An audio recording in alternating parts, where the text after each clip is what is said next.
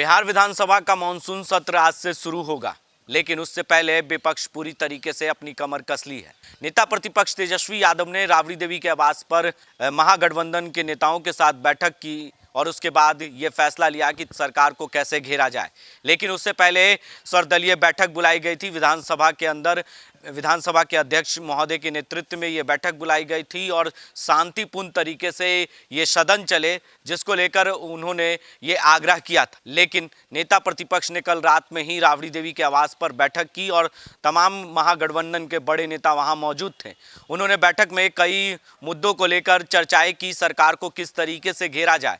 वही 23 मार्च के दिन जिस तरीके से बजट सत्र के दौरान विधायकों की पिटाई की गई थी, बर्बरता व्यवहार किया गया था, जिसको लेकर नेता प्रतिपक्ष ने कार्रवाई की मांग की थी। लेकिन कार्रवाई के नाम पर सिर्फ 2 पुलिसकर्मी को निलंबित कर दिया गया। लेकिन नेता प्रतिपक्ष ने कहा सीधे तौर पर आईवास किया गया है।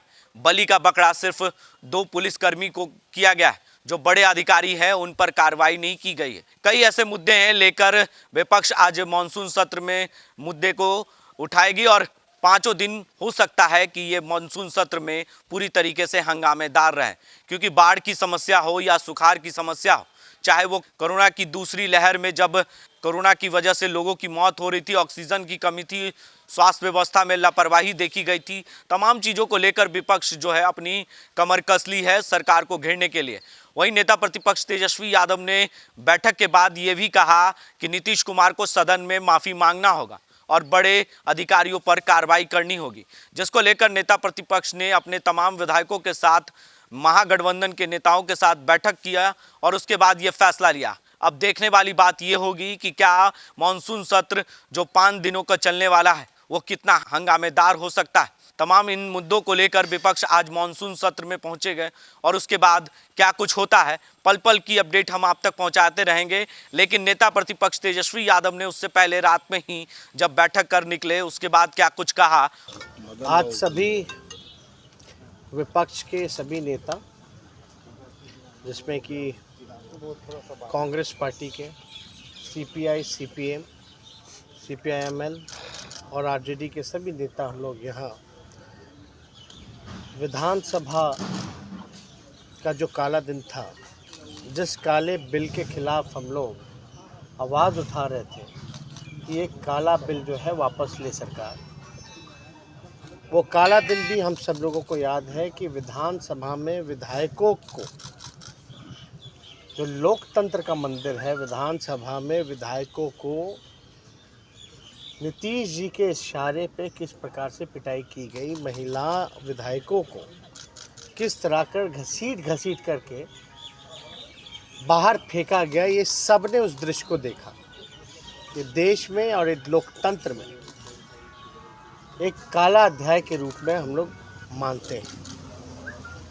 कल मानसून सत्र शुरू होने वाला है और आप सब लोगों को पता है कि हमने विधानसभा के अध्यक्ष महोदय को हमने पत्र भी लिखा था कि भाई दोषियों पर कार्रवाई होनी चाहिए। तो ये तो अद्भुत है, सत्ता तो आती जाती रहती है, हमने पहले भी कहा था, लेकिन ये गलत परंपरा शुरू नहीं होनी चाहिए।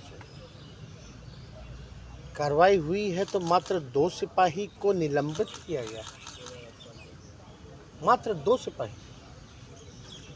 आप सब होशियार हैं, बिहार की जनता, देश की जनता होशियार है। क्या सिपाही अपने से विधायकों को बूट से पीटेगा? यही नीतीश कुमार जी का चरित्र रहा है। बड़े बड़े घोटाले हो जाते हैं, बड़ा बड़ा अपराध हो जाता है, छोटी मछलियों को पकड़ो और बड़ी मछलियों को बचाने का काम करो। सब लोग जानते हैं कि भाई बिना नीतीश कुमार जी के इशारे पे कोई एक्शन नहीं लिया गया होगा। और मात्र 2 सिपाही, जो लोग विधानसभा के अंदर, जो पत्रकार भाई लोग भी थे, उनकी भी पिटाई की गई, मीडिया की भी पिटाई हुई उस दिन, हमारे पास फुटेज भी है।